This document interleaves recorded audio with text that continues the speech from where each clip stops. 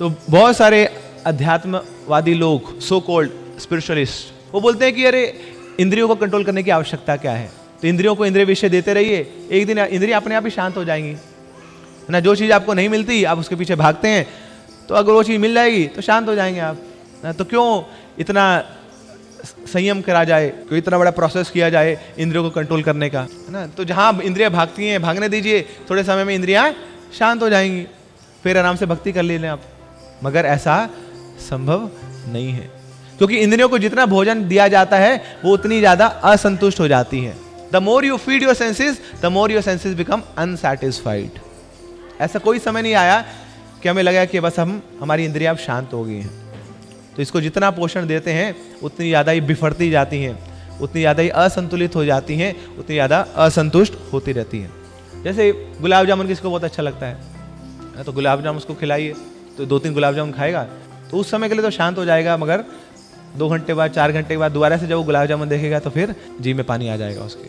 मगर प्रॉब्लम क्या है कि अगर केवल हम इंद्रियों को संतुष्ट करने में लग भी गए तो थोड़े समय में उस इंद्रिय भोग से जो संतुष्टि मिली, उस संतुष्टि से हमें बहुत ज़्यादा एक फॉल्ट की, गिल्टी की फीलिंग भी आती है, उसको बोलते हैं त्याग।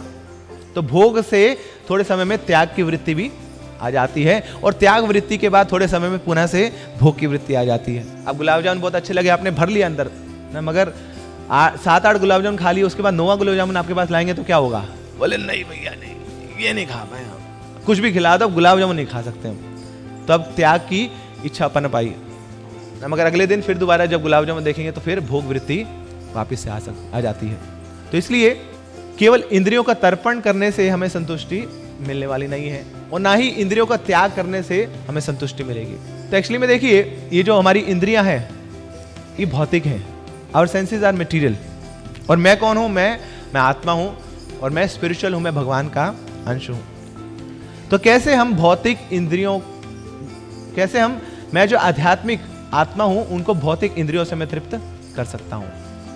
सो my senses which are material in nature cannot satisfy and will not be able to satisfy myself who is a spiritual being। तो दोनों के तत्व में भेद है। तो कोई भी भौतिक चीज कोई आध्यात्मिक चीज को संतुष्ट नहीं कर पाएगी।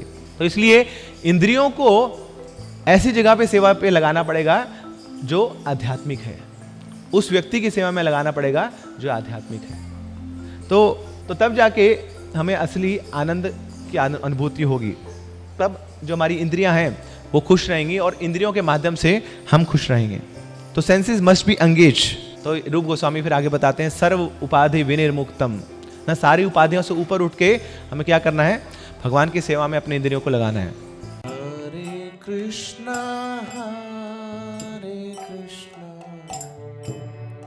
कृष्णा कृष्णा हरे हरे, हरे राम